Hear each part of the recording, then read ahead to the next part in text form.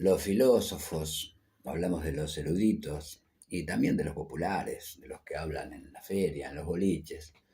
Han gastado miles de horas y se han desparramado quién sabe cuántos litros de tinta tratando de definir a la felicidad, si existe, si no existe, si puede alcanzarse, o si solamente se alcanza por cuentagotas, o si son solo esos estados momentáneos. Y sí, y nadie puede creer, al menos que sea muy ingenuo, que existe un estado perpetuo de felicidad. Es más, tendríamos que aceptar, como dice Ionesco, cierto grado de infelicidad metafísica, si es que no queremos ser ridículos, pensando lo contrario. La poeta y la promotora de arte, Susana Soca, la hija del Pancho Soca, de Francisco Soca, el de la calle, el médico de una de las familias acomodadas del Montevideo del siglo pasado. Ya decía que la poesía, decía esto Susana Soca, ¿no? Que entre otras cosas también intentó ella ser poeta, aunque no lo fue, no lo alcanzó en un grado de poesía que podríamos decir elevada, pero bueno, pero como en sus conceptos teóricos decía que la poesía no explica ni se explica, pero que sustituye a las explicaciones. Eso nos lleva primero a aceptar esa definición de la poesía y también nos impulsa a que a veces está en las lecturas breves, en los cuentos, en los mejores cuentos, los breves y logrados, y en la poesía, lo que a veces en otros géneros es un innecesario palabrerío. En eso que hay de breve, intenso, de certero, de esencial, a veces hay verdades.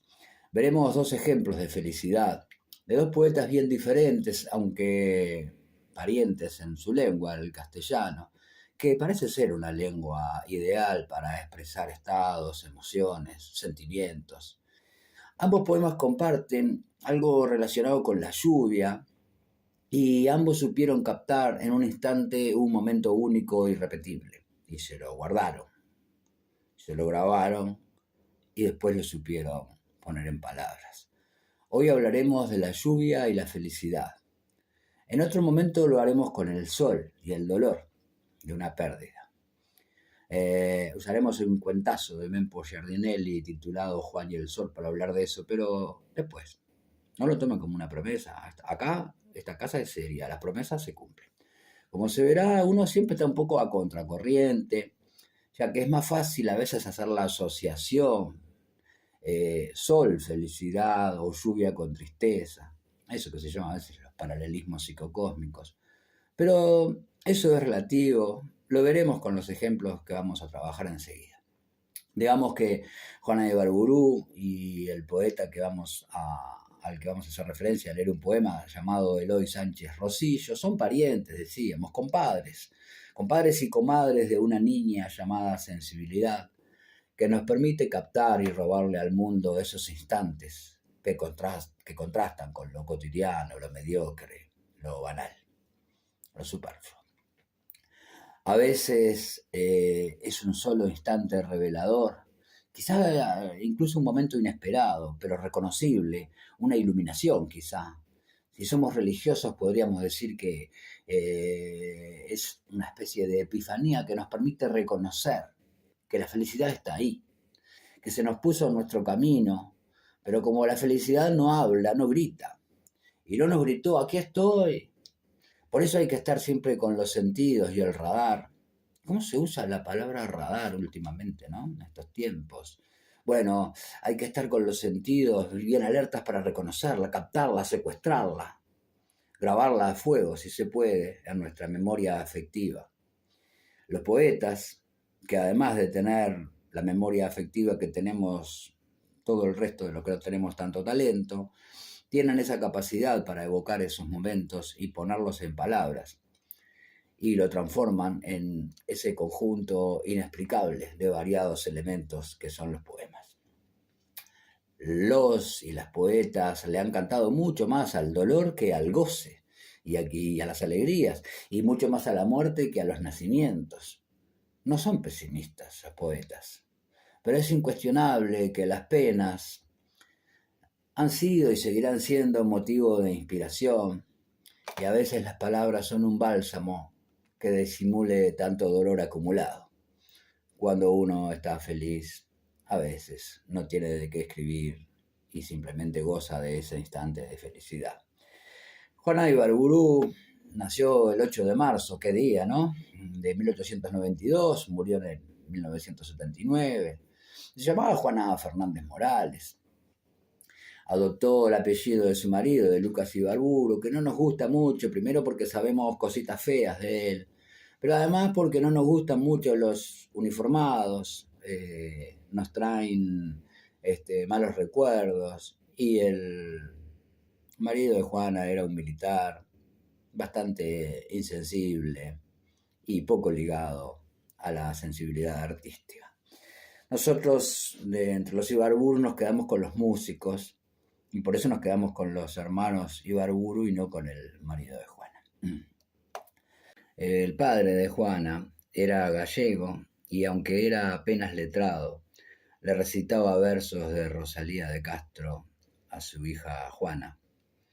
Y seguramente eso explique, aunque sea mínimamente, el vínculo temprano de Juana con la alta poesía. Trataremos de darle cierta dignidad a un poema de Juana que habla de la lluvia y la felicidad, que se titula Bajo la lluvia. Cómo resbala el agua por mi espalda, cómo moja mi falda y pone en mis mejillas su frescura de nieve. Llueve, llueve y llueve y voy senda adelante, con el alma ligera y la cara radiante, sin sentir, sin soñar, llena de la voluptuosidad de no pensar. Un pájaro se baña en una charca turbia, mi presencia le extraña, se detiene, me mira, nos sentimos amigos. Los dos amamos muchos cielos, campos y trigos. Después es el asombro de un labriego que pasa con su asada al hombro, y la lluvia me cubre de todas las fragancias de los setos de octubre. Y es sobre mi cuerpo, por el agua empapado, como un maravilloso y estupendo tocado de gotas cristalinas de flores deshojadas que vuelcan a mi paso las plantas asombradas. Y siento en la vacuidad del cerebro, sin sueño, la voluptuosidad del placer infinito, dulce y desconocido, de un minuto y olvido. Llueve, llueve, llueve, y tengo en carne y alma como un frescor de nieve. Eloy Sánchez Rosillo, el poeta español que aún vive, para no ser menos, vivió algo parecido y nos da su testimonio poético, pero no mojándose como Juana, sino viendo la lluvia. Ver la lluvia desde un tren, créanme que no es para cualquiera. Bueno, primero tiene que vivir en un país donde haya trenes, donde las lluvias sean intensas, donde los trenes no se lluevan para estar más cómodos. Y si se cumple todo eso y tiene cierta sensibilidad y se llama Eloy Sánchez Rosillo, capaz que le sale algo parecido a lo que voy a leer, un poema también de una lluvia de primavera como la de Juana. Juana fue en octubre, este se llama Agua de Mayo, primavera en el hemisferio norte. No tiene la misma sonoridad, porque contrariamente al poema de Juana, que tenía rimas, los poetas modernos, muchos de ellos no prescinden de la rima y usan lo que se llama el verso libre. Ahí va Eloy Sánchez Rosillo, representado indignamente por quien lee, con el poema Agua de Mayo. En el tren que una tarde de mayo me llevó de Salamanca a Ávila, no olvidaré que estuve totalmente de acuerdo con la vida. Era una tarde en la que diluviaba y frente a mi ventana iba pasando todo el campo mojado, trigales ya crecidos a los que el agua daba un verdor muy reciente, dehesas con encinas entregadas a la quietud en su ensimismamiento, y terneros impávidos pastando bajo la espesa lluvia, algún pueblo pequeño con sus cigüeñas en los campanarios, y arriba un cielo trágico, como de fin del mundo, lleno de apretujados nubarrones, sin cesar, hostigados por hermosos relámpagos. Marchaba el tren despacio, yo iba en el tren muy solo, pero estaba contento y nada me faltaba, porque es fácil sentirse venturoso y colmado en una tarde como la que digo, aunque sepamos bien que en otras ocasiones puede la vida ser despiadada y terrible, aunque el amor se acabe y aunque exista la muerte. Bueno, Juana y Eloy llevan a cuestas, como todos los seres humanos, una cruz y un pasado con dolores. Para algunos es más pesada que para otros esa cruz. Ninguno de los dos, ni Juana ni Eloy, ignoran que detrás de esos momentos, y una vez pasado ese instante de felicidad, volverán a la vida, a la otra vida. Se irán alejando de ese efímero éxtasis que les trajo la lluvia, esa bendición. Sabemos menos de la vida de Eloy, sabemos muy poco. Quizá hoy mismo le escriba para hacerle llegar por algún medio mi respeto y mi admiración por su poesía. De su infelicidad en el amor y de las desdichas de Juana sabemos muchísimo más, lamentablemente. De los sinsabores que le trajo su hijo Julito y de tantas otras razones por las que fue desdichada nuestra querida y amada Juana. Ojalá que algunos de los reconocimientos que tuvo en vida, como ese título de Juana de América y otros premios que recibió, hayan podido compensar tanto dolor. Muchos de sus poemas dan cuenta de una felicidad que seguramente no tuvo, pero que hubiera deseado tener. ¿Quién no? De los miles y miles de poemas que me andan rondando y que quisiera memorizarlos, seguramente hay muchos muy superiores a estos dos que acabo de leer, pero esto no es una charla literaria, es un chamullo que más bien se parece a una conversa conmigo mismo, apenas susurrada. Y por eso me permito traer aquello que alguna vez a mí me impactó y me conmovió. Cuando yo era chico, tenía 5 o 6 años, imitaba a Ramón Ortega, a Palito. Me subía al murito de mi casa, que hacía las veces de escenario, y algunos vecinos me gritaban, cantá, Palito, cantá.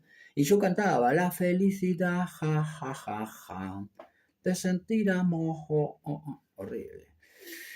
Hoy me hace cantar a mi corazón. Bueno, hoy, unos cuantos años después, que mi maestra Laura, pudo haber sido cualquier otra, pero bueno, la que me enseñó a leer fue Laura, descubrí que mi mundo y mi vida iban a estar marcados por esa fascinación que sentí siempre por el lenguaje, por las palabras. Y aquí estoy, compartiendo momentos de felicidad con gente que tengo la fortuna de conocer, con otras que apenas conozco, y con otras que nunca nos dimos un abrazo, aunque de alguna manera sí lo hemos hecho. Sé que todos sufrimos de dolores parecidos y gozamos de alegrías similares, aunque éstas sean esporádicas y fugaces. Hasta la próxima.